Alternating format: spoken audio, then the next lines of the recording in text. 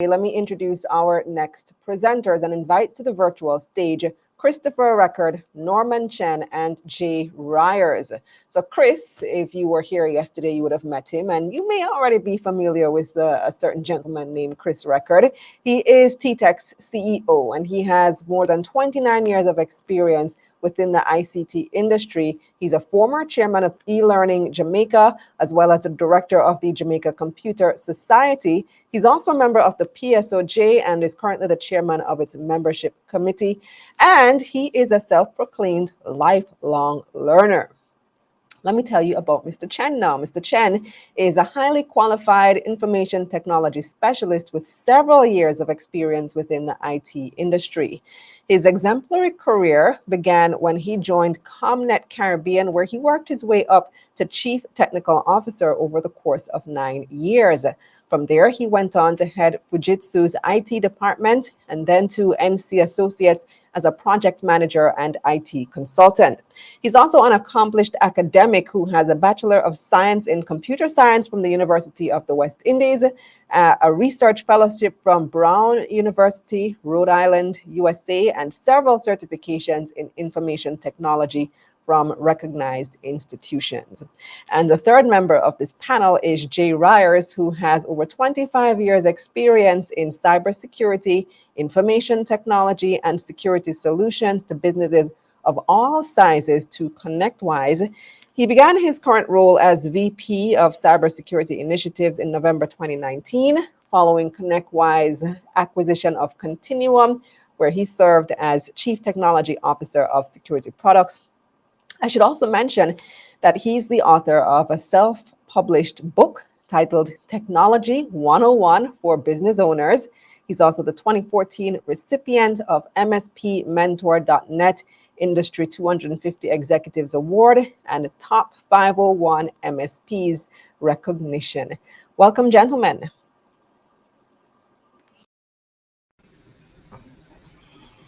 Good morning again, Kalila. Thank you very much for your kind welcome. Morning, guys. Morning, Norman. Morning, Jay. Thanks, everybody, for being here. And morning to the several hundred people online from all over the world. Thank you again. So this presentation here, very, very important for tTech, very, very important for Jamaica. As we continue to do what we can around cybersecurity awareness. It might have been, I don't know, Norman, if you can remember, 6 or 7 years ago when we started doing some work with Continuum, and we became partners with them using their tools to help manage our customers' environment. And then shortly after that, ConnectWise acquired Continuum, and then we continued the relationship with ConnectWise. It's around that time, and a little bit before that, tTech has been involved in the cybersecurity, IT security, various names that it has come under for that time. We have been providing regular cybersecurity services. I call it regular simply because we were doing pen tests and vulnerability assessments and just, helping customers understand what this whole cybersecurity world was all about. But as cybersecurity started to get a little bit more complicated, we need to make sure that we strengthen our team. And one thing that Norman and the team did, we looked at all of these tools, and of course we found that the suite of tools that ConnectWise had to offer was very complementary with our business model being a managed service provider. So it's not just our 4 or 5 team members internally. We have several hundred people on Jay's team throughout the world that actually help us deliver and keep our 1,000 plus, 2,000 plus customers, end user points safe and secure. So today Jay will take us through what's been happening in the space. Norman will also at the end, in the middle, we will pop in wherever Jay wants us to pop in, and then at the end, Norman will kind of, say to the attendees, hey guys, here's an offer we can come in and help you do some high-level assessments, understand where you are. So again, thank you very, very much. It's fantastic being here, and Jay, looking forward to learning what you have to share. You're up. Well, thank you, Christopher, and thank you, Norman, for having us today. I'm very excited to be here. I kind of wish I was there in person with you, but I'll have to survive from Tampa, Florida, where I'm calling it from today. So as mentioned, I'm Vice President of Cybersecurity here at ConnectWise, and we spend most of our time working with a very small number of partners like tTech to help them deliver effective solutions for cybersecurity to businesses of all sizes, but mostly to that small and medium-sized business out there. And so you're probably on here right now wondering, okay, well, how does cyber impact me as a business owner or a business leader in the community there? So let's talk about what that actually means. When we look at the next slide, we talk about cybercrime being highly organized. And when I say highly organized, there's now like recruiting teams, there's hiring staff, they're paying sales commissions, they have operations, they have back-end support, and they're using some of a variety of tools these days to launch attacks against businesses. It's fascinating when you start thinking about the technology, but as a business owner, I don't want to understand what attack tools as a service are and what it means to be trying to combat organized crime, because that's really what this is. It's how do I understand what matters to me and my business owner, because we tend to believe that these attacks are happening only to the biggest businesses in the world, but 64% of the attacks are happening to businesses just like yours. And so what do you need to know? What's important to you, and what's it going to look like for you going forward? As you plan and budget and really start to think about where cyber impacts your business going forward. So, why to your business? Well, look, for some of you, it's compliance. Maybe not everybody, but some of you have, laws and regulations. And as more and more of those become international standards, we're all going to have to align to them. We're seeing a major impact on cybersecurity insurance. Companies that used to be able to get insurance for cybersecurity by answering a couple of quick questions are now getting, 7, 14, 21, 25-page questionnaires from their insurance companies, trying to determine if they even qualify for insurance, let alone if they're going to get renewed. And we've seen increases the last year ranging anywhere from 20 to 50% on companies that were renewed. So it's a variety of reasons, but at the end of the day, you own your data and you're responsible for it. And no one ever really tells you that. Like, we think, well, our IT team takes care of it, or that other group takes care of it for us. But at the end of the day, as the business owner, the business leader in your organization, it's your responsibility. I tell you that because you own the budget. You own what's going to be put into effect.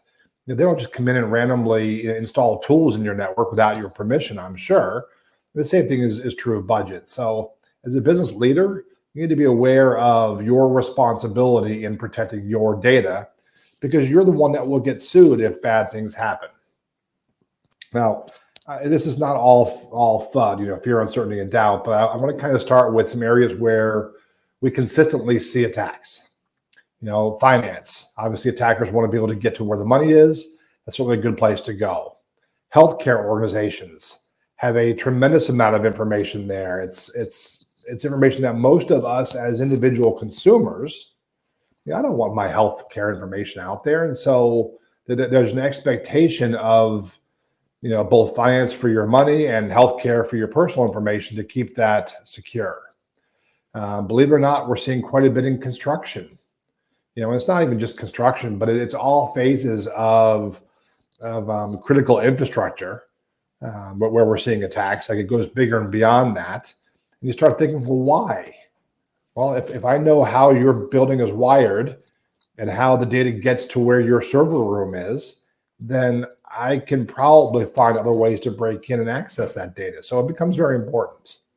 Legal, no issues there. I think we all know that legal cases are meant to be confidential, and it's that loss of confidentiality that ruins reputations and hurts businesses and individuals alike. So keeping that information secure is important. Manufacturing. Sadly, this slide probably needs about 16 more categories. But when I think of manufacturing, I think of everything from building products that need to be shipped around the world, or consumed by purchasers all over the world, but even into things like agriculture and food and fishing and other places where you wouldn't think that there's a big impact. But shutting down manufacturing or shutting down agriculture or fishing or other industry has a negative impact on an economy, let alone a business.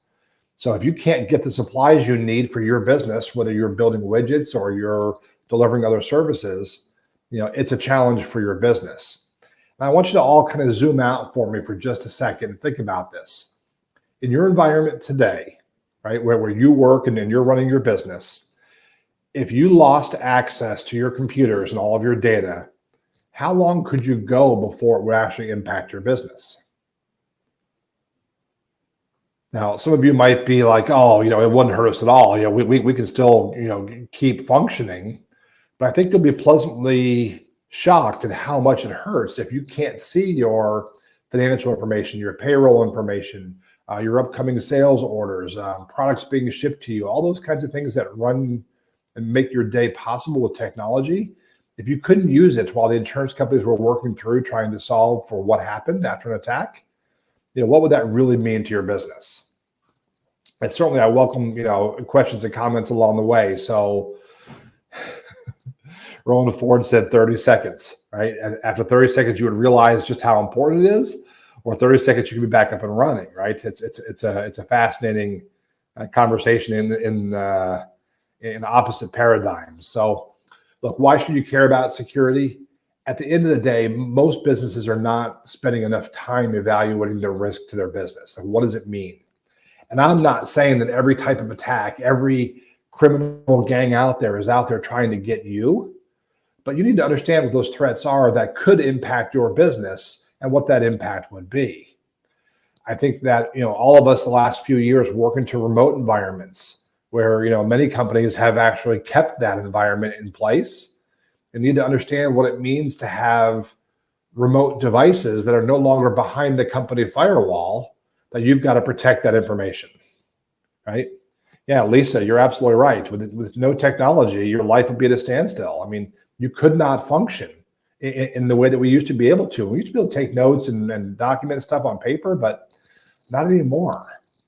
And I see it time and time again with businesses that have fallen victim. One of the very first things I'll tell a business owner, after they've been hit by an attack is, I know the attack's important, but let's focus on other things that are impacted, like when is your next payroll due? How are you going to meet payroll if you can't get to your finance systems? What's that going to look like? And then it just rolls downhill from there, right? It's why we do incident response exercises to understand what these things would look like, and why we always recommend you assess your environment before you ever determine what to spend in an environment. Now, we start thinking about the organizations I talk to on a regular basis that really underestimate what the impact of a cyber attack would be. And it's not until they go through these exercises that they start to realize, this is a business problem I need to care about. And of course, the cyber threat landscape is important. How many times I've talked to business owners and they say, hey, I put all my data in the cloud, so my data is safe. But is it? I can tell you an awful lot of cloud service providers have suffered through long outages from cyber attacks that never get talked about, because we hear about it with the big attacks, right? When big companies, major companies get attacked, it's all over the news. But in your local market, right, when someone gets hit by a cyber attack, did you go to the bar that night and say, hey, we got hit by a cyber attack today, how about you? Right? Those are not conversations that we're having, and then they're certainly relevant for today's conversation. So at the end of the day, look, your security is the priority. For most businesses, security is top of mind. It's one of the top 3 issues that they're thinking about. They just may not fully grasp it. And that's probably why you're here today, to help learn. So, 45% of SMBs, have said to us that cybersecurity is a top priority. 34%, this is crazy, 34% would actually pay more to get the right security if they knew what the right security was. I think right security could be in air quotes right now, because that's why we would assess, is to understand those kinds of things. And the list goes on and on. I mean, we know the SMBs are investing in security and that they don't have in-house talent to actually properly deal with security issues. So you're going to partner with this. And we talk about this all the time, here in our organization. To give you an idea, we've got 160 full-time security professionals just working in our security operations center, making that available. We're looking at somewhere between 70 and 75 billion events per day coming in from all of our clients into our security center that we're analyzing and looking at. And so having that talent is not something that most of us are going to go out and hire. So we look to partner. And that's why I say, cybersecurity is truly a team sport. We're all in this together. We all have the same objective, which is to keep the bad teams out and keep the good people functioning so that they can run their job day in, day out. So when I start thinking about, what's going on with cybercrime and what's really happening, I think the last 2 years have been, I hate to use intensifying because it's on the slide, but they've been challenging because they're moving faster. Things are happening that we never thought was possible. Now we're dealing with insurance companies that have paid out major claims and they want to lock down what they're going to do and have you do. And then you start thinking about the impact of cyber warfare. A lot of you don't know this, but there are hundreds of hacking groups out there around the world, right? Some of them are military-based, some of them are not. And with the conflict that's going on between Russia and Ukraine, these threat actors, as we call them, have taken sides. They're like, we're pro-Ukraine, we're pro-Russia. And as outside countries are starting to engage in that conflict, it's only a matter of time before they turn their focus, not at each other, but at the countries and the businesses in those countries that are supporting those environments. So it's a whole new world that we're living in today when it comes to cybersecurity. And it's a worldwide problem. I mean, we have borders for our countries, but cybersecurity really does not have any borders. And Norman, can you talk about some of the attacks you've seen in your marketplace? Yeah, sure. Thanks, Jay. Yeah, as you said, the attacks, what are reported, and these are just some of the public attacks that are reported in Jamaica, so these actually made the Gleaner and support. Yesterday, we spoke about a little bit of the NCU ransomware attack. There was the Jam COVID, the release of private PPI information, Jamaica National as well. And at one point in the Gleaner, the Gleaner was reporting that there was over $4 million lost by the banks each month.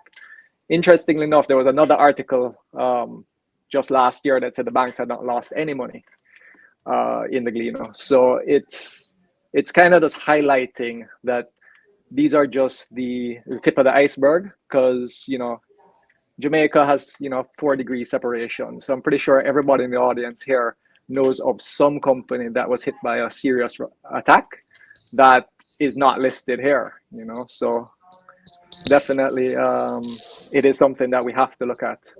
Jay, back to you.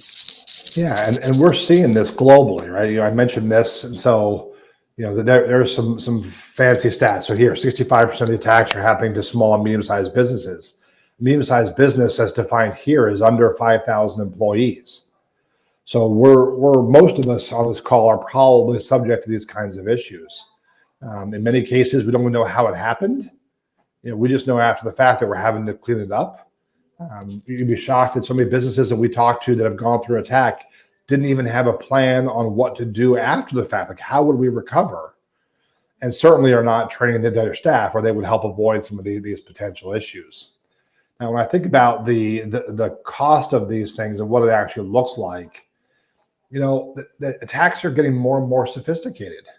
I mean, the reality is it's getting harder even for well-trained professionals to spot the red flags and tell that what's real versus what's fake.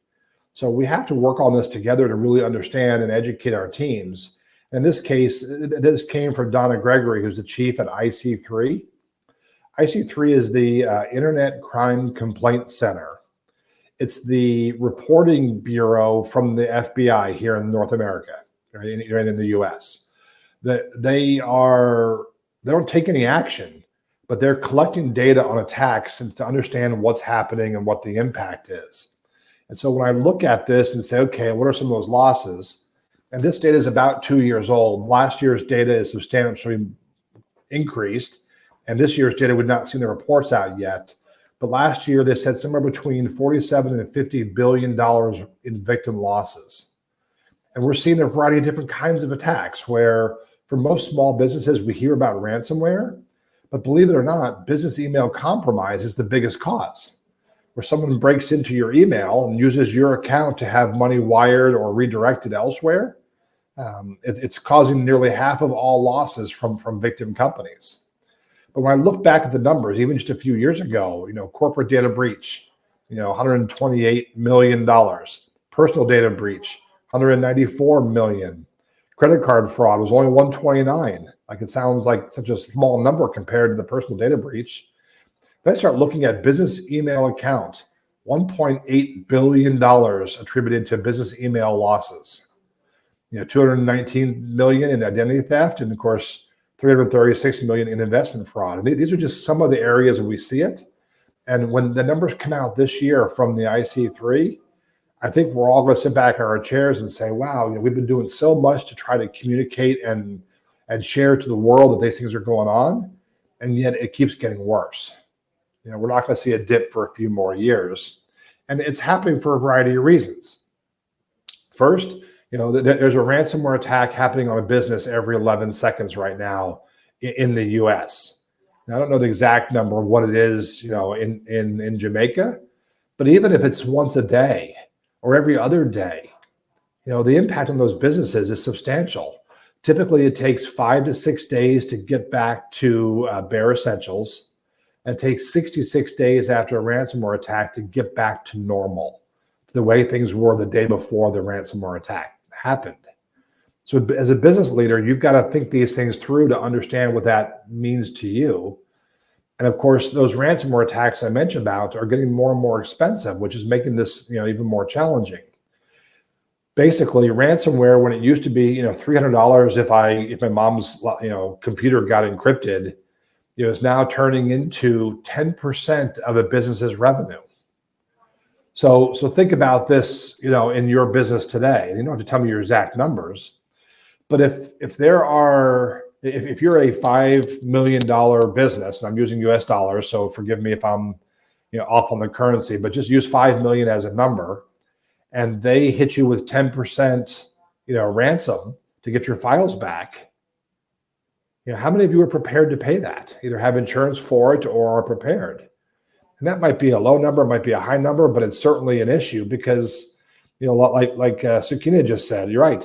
Local companies don't believe that they're attracted to cyber criminals, but they don't care. When they're attacking, it's kind of like when they go fishing. They throw a net in the water that catches as many fish as they can. And if your business gets rolled up that day because one of your staff or somebody in your company, wasn't paying attention or wasn't paying close enough attention, and you fall a victim, there's nothing you can do about it. You're relying on a lot of systems to actually make it possible. And you're right. Local companies are unaware of this risk, which is why we talk about these things. And you're right. They don't budget for it because no one's ever explained to them what the impact is. So as I read through some of the other messages going on, you're right.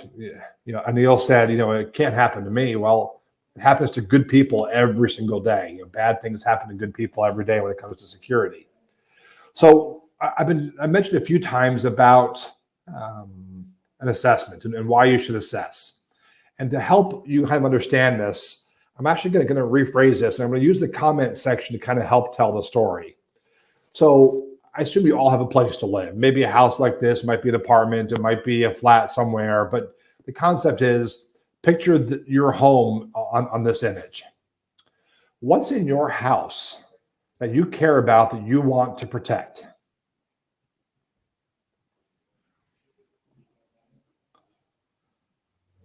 So again, what's in your house where you live today that you want to protect? And you can drop it in the comments section. Yep, Christopher said family. I agree. That's usually the first thing we hear, so I'm glad to hear that. Matter of fact, Chris, if you want to come on camera, we can kind of role play through this conversation and help walk through it if you're okay with that. I am fine with that, Jay. All right. Definitely would like to protect my children and my wife, my family. Yeah, me too. I feel very much the same way. And my pets. I've got a dog that I just love my dog, right? He's not very big, he's very noisy, but I love my dog. Yeah. But what else is in your home, Chris, that you care about that you want to protect? Well, as a sound system man, I like to make sure that I when I come home from a stressful day, I can press play and I can just listen to some soothing music. So yeah, some of the assets that I've bought to help me relax my mind, definitely, make sure my sound system is still working.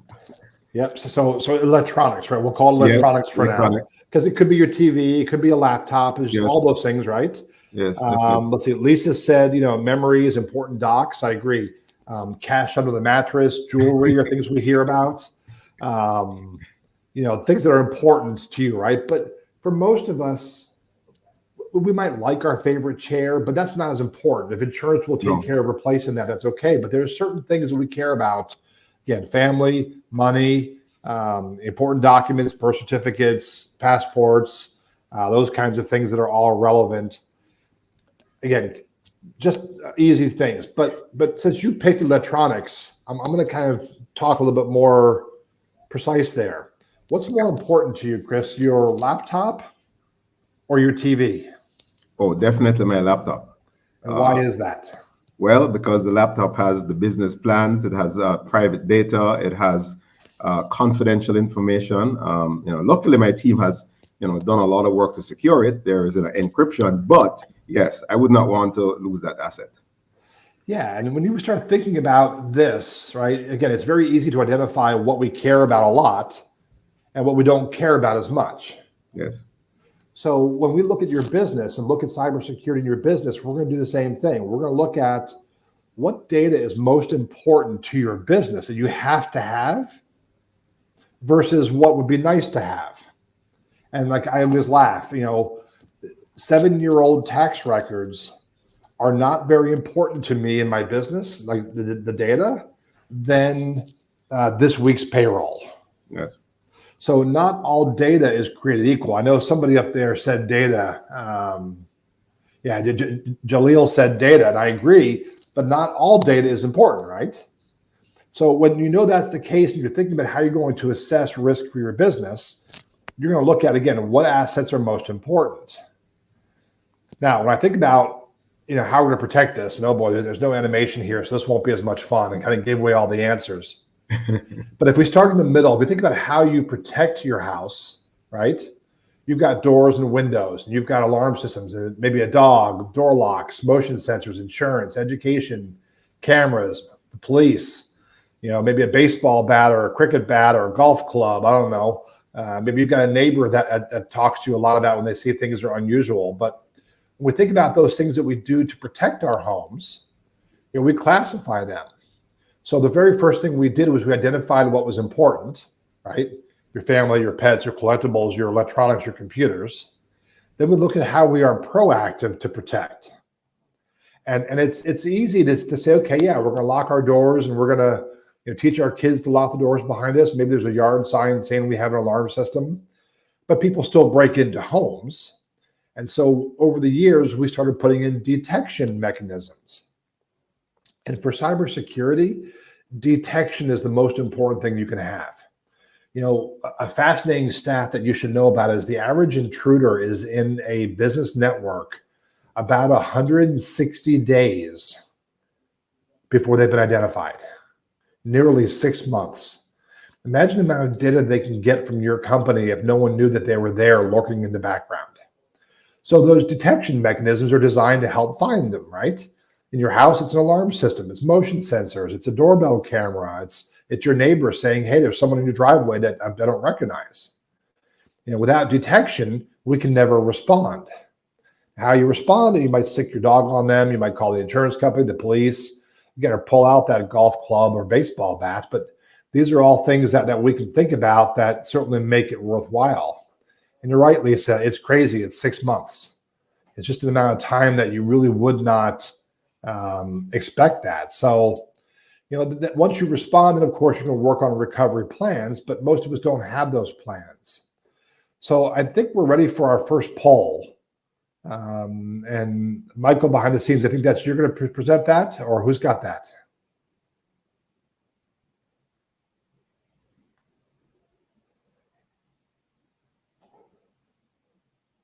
I may have caught everybody off guard here. I don't know.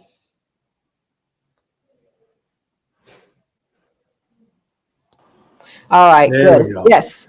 So the poll question, yes, you're right. We are ready for our first poll question. And here's the question. What do you have in place to prevent a possible cyber attack? So this is for our viewers, our participants. What do you have in place to prevent a possible cyber attack. Here are your options, and you can select all that apply: antivirus, firewall, multi-factor authentication, malware scanners, information security program, endpoint protection, staff training, backup of data, patch management, access management. Select all that apply to you. What do you have to prevent a possible cyber attack? You can go ahead now, Jay. Okay. So while they're doing that, you're right. What Wesley mentioned, remember the Sony Pictures attack. There are so many of them that have occurred that we've almost become numb to it, haven't we, Wesley? Like, literally, we don't even see that option anymore. It's like, these things are important, but I really don't. There's too many of them. I can't keep up with them anymore. So that's why we need to have these conversations, and why it's such an important, part of the process. The risk itself is certainly there. And you're right. Brandon said if you can only select one on that poll, then drop them in chat and just let us know some of the things you have in place to help secure your business. And it's just technologies, right, and or plans, but understanding those are certainly important in the conversation, because at the end of the day, we have to solve for a lot of different challenges. And when we start thinking about what those are, when I start looking at this, it's okay, how do the bad guys get in, bad guys or gals, right? We're not really playing favorites here, but we call them threat actors. So how do threat actors get in? And there's some that we all know about, phishing, web, and ransomware. We've heard about those. Someone steals your credentials, or they get your password because you accidentally give it to them. You're using weak passwords. Worldwide, the most important or the most common password is password 123. Like, we think that somehow that won't get compromised, that people won't be able to figure it out. And then we get really creative. So now we have to change our passwords. So what's the first thing we do? Human nature is to add an exclamation point to the end of your original password. Did you know that? Half of you probably just laughed and said, yep, Jay knows me pretty well, because that's what I would have done. And if not that, then it's a question mark. Now I just got 25% more of you. Or we get really creative and we take a password, and maybe it's, password 123. The next one becomes password 1234, then 123456. And all of a sudden, these things are certainly an issue, and we can't solve for password management anymore.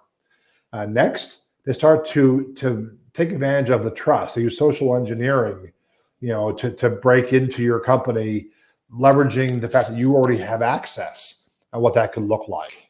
Yep, Nadine, a phrase is a great way to do it. The phrase is not like how the bad guys get in, but it might be like bad Pepsi, road work, blue. Something that collectively you can remember, but the words don't really go together, so it doesn't create a sentence or a trackable set of words together, that you wouldn't expect those words to be together. So that's where a passphrase becomes valuable. And next, poor encryption. People just don't encrypt like they could. You want to, and Robert said, encrypt as much as possible, and yet people don't. They don't even know how to encrypt. So you need help learn these things. Next is patches.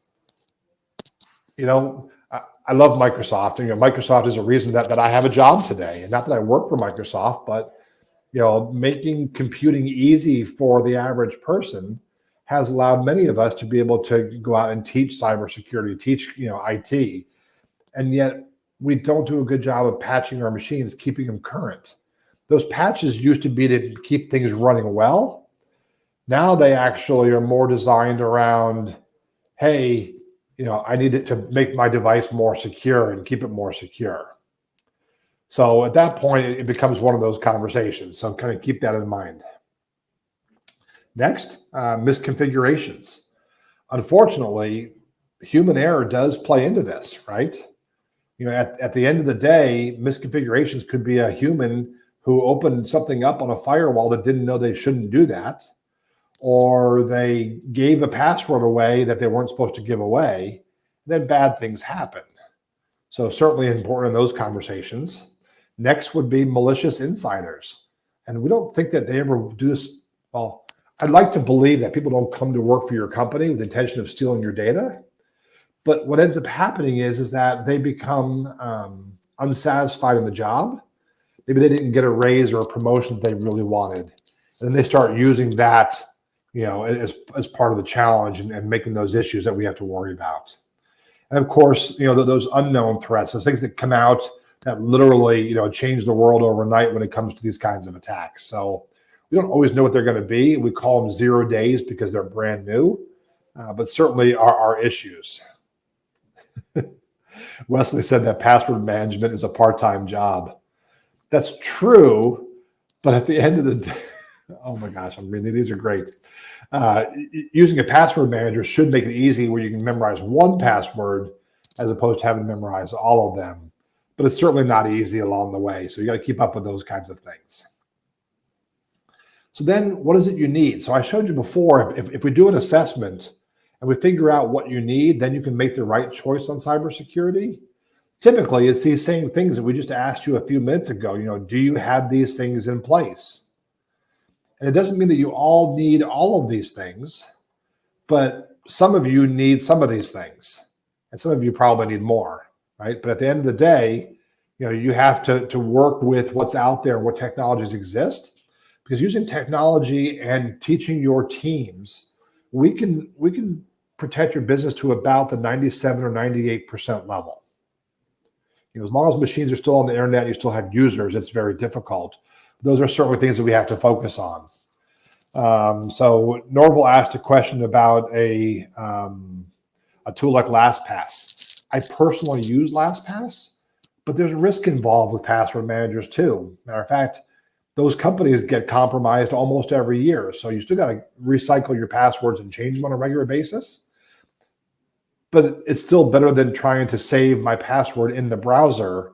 So if the attacker gets to my machine, they can actually take over and cause pain. So, these are all issues that we think about. If you're thinking about, using a remote access software, we happen to have a solution called ConnectWise Control. It used to be Screen Connect. That's really, really effective. Allows you to allow your team to work remotely. And I'm sure that Chris and his team could talk to you more about those types of things, because we're not really here to talk about specific products as much as what should you do when it comes down to prepping for security. What's that really going to look like? So with this, I'm going to go ahead and pass this back over to Chris and Norman to talk about, why an assessment and why tTech can help. Okay, thanks, Jay. So why assessment? So Damian Donaldson, I saw your comment there that business leaders have a challenge understanding the cost of an IT incident. You have a difficulty justifying the spend versus other business risks.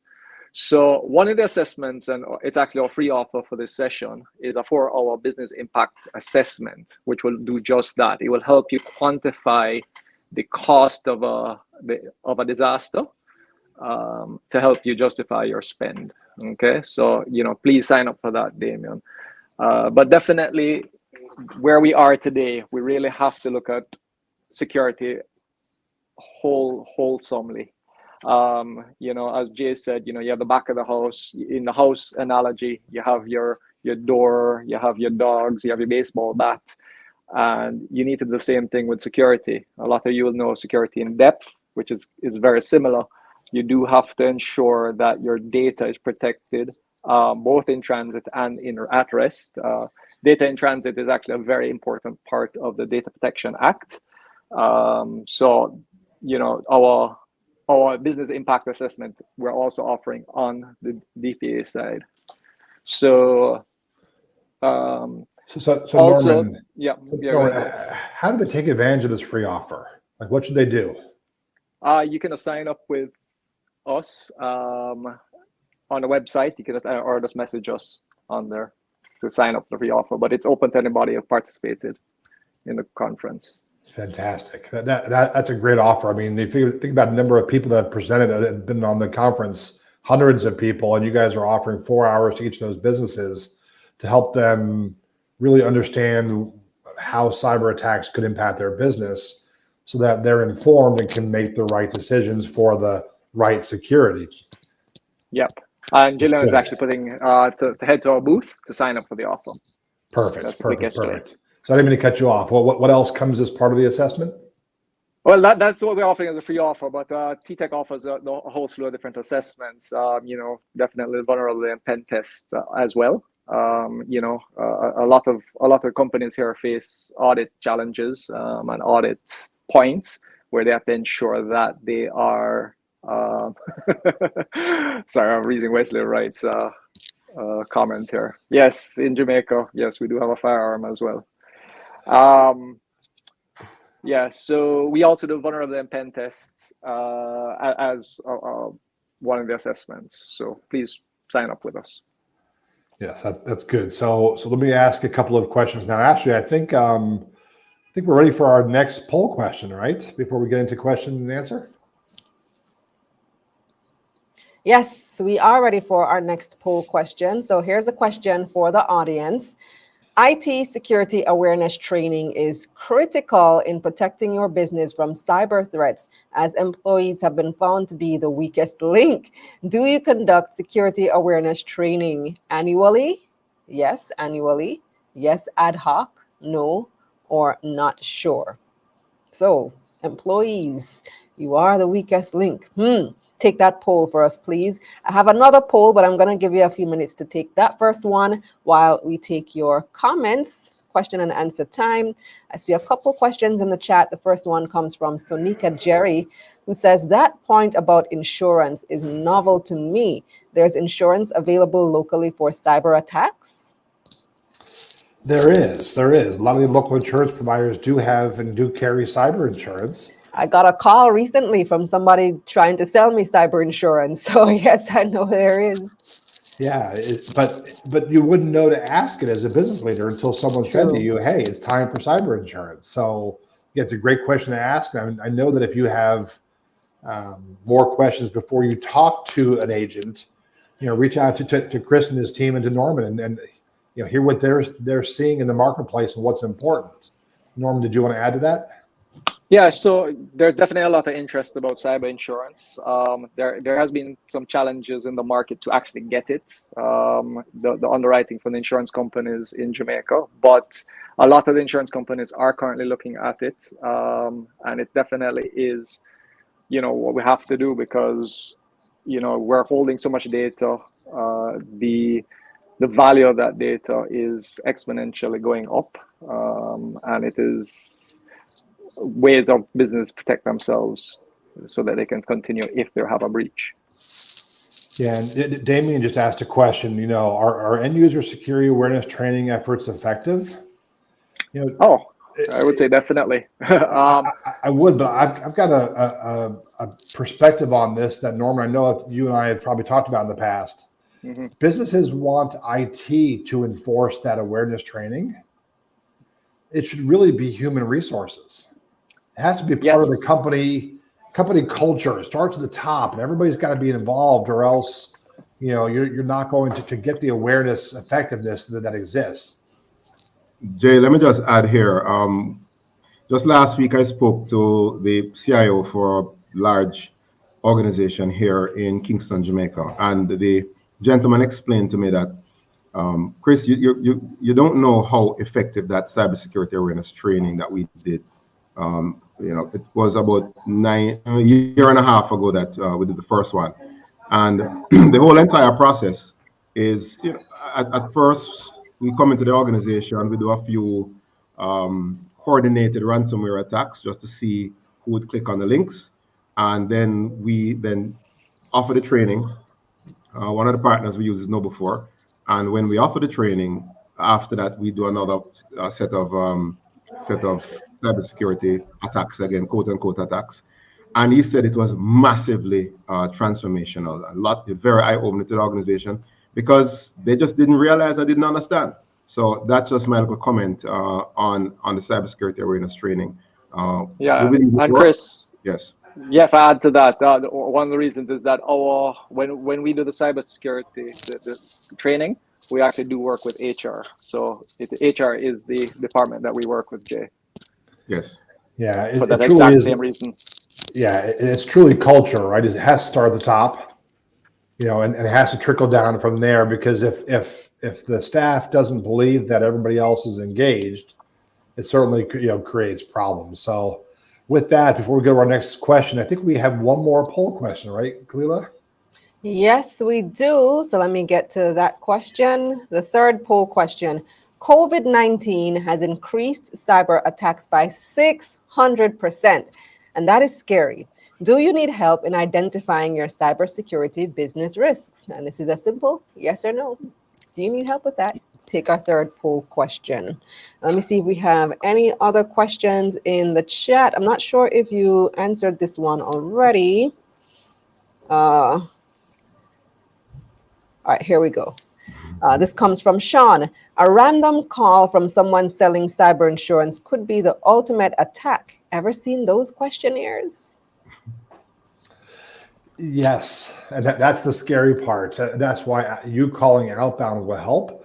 But it's not just random insurance. I also see it. I see HR managers, like human resource, people that are trying to recruit and hire, will get a LinkedIn link to a resume, a Word document resume that has an attack embedded in that attachment. So in that case, it never went through the company's email security. The user clicked on the browser, maybe even from their phone, and launched the attack unwittingly. And it's a very scary effect. So, yeah, I'm very cautious about any type of outbound calling. And yet we have a team that does outbound calling, so I know how risky it is. It's the same thing as, and Chris, I'm sure you've seen this before. It's the same as when you see QR codes. Yes. You know how we want to go click on and just take a picture of the QR code. Yes. And all of a sudden that QR code goes to a malicious site. Ooh. And I never thought of that.